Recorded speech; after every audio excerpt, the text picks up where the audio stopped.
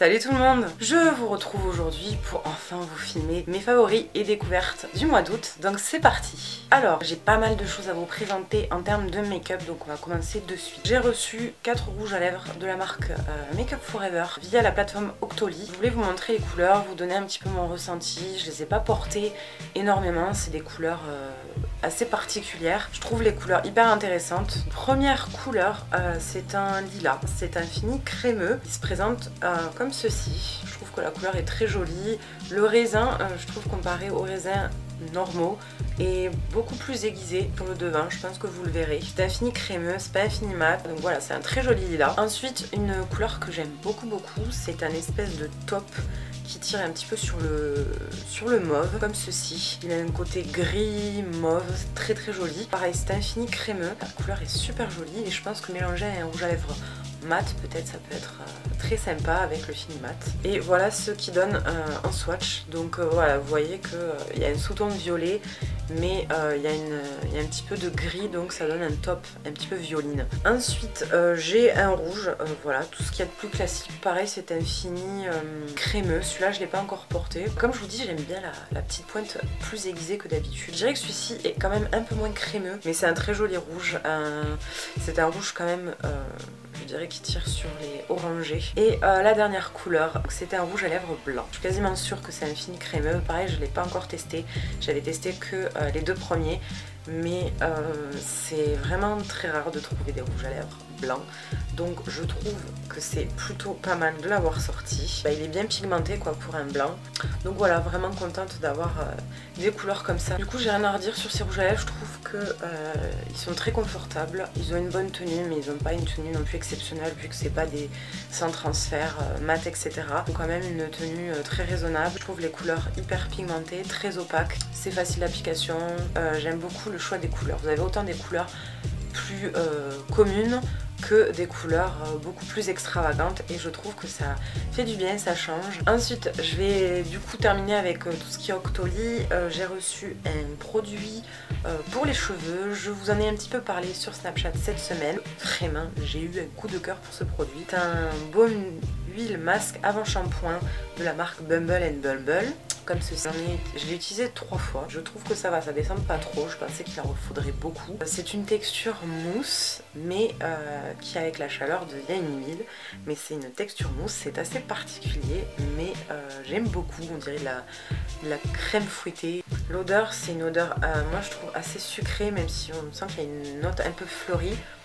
J'ai l'impression qu'il y a une odeur un petit peu de cacao ou macadamia peut-être. J'ai vraiment voulu le tester à fond. Je l'ai mis, je l'ai laissé poser 20 à 30 minutes avant d'aller me doucher.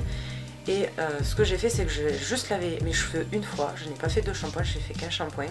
Et je n'ai mis aucun après-shampoing, aucun masque, rien. Pas de crème après la douche, rien du tout. Et j'avais les cheveux d'une douceur, une brillance très souple.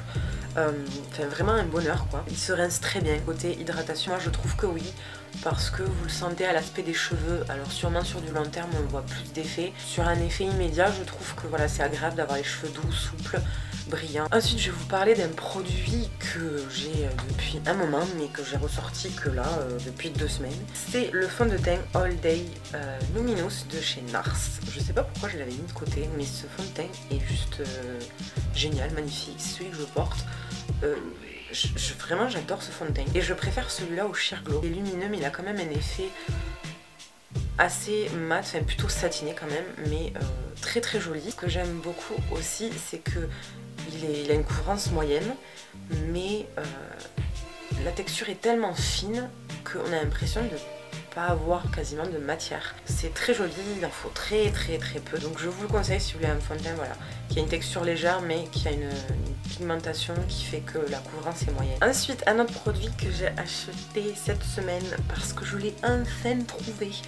Ça fait plus d'1 an que j'attends de le retrouver et ça y est enfin. C'est le rouge velouté sans transfert de chez Sephora en teinte 13 Marvelous Mauve. C'est celui que je porte aujourd'hui. Alors il paraît assez rosé mais il est un peu plus dans les tons vieux rose quand même qu'un rose assez vif.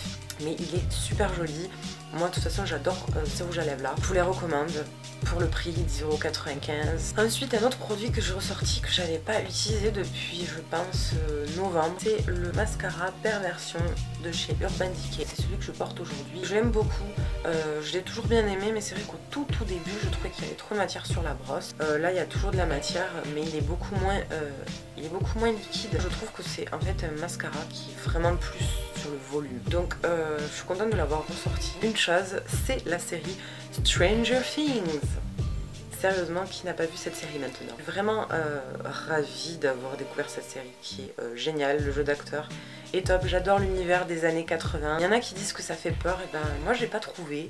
Après bon, ça dépend des gens bien évidemment, mais j'ai trouvé ça génial entre la musique, l'aspect esthétique quand même je trouve. Si vous ne connaissez pas Stranger Things, je saurais pas vous expliquer, sincèrement je saurais pas vous expliquer, donc je vous mettrai un lien du résumé en barre d'infos. Voilà, ma vidéo est terminée. J'espère que ça n'aura pas été trop long et que ça vous aura plu. N'hésitez pas à me dire si vous connaissez ces produits ou alors vos favoris et vos découvertes du mois d'août. Écoutez, en attendant, je vous fais plein de gros bisous et je vous retrouve très vite pour une prochaine vidéo. Ciao tout le monde!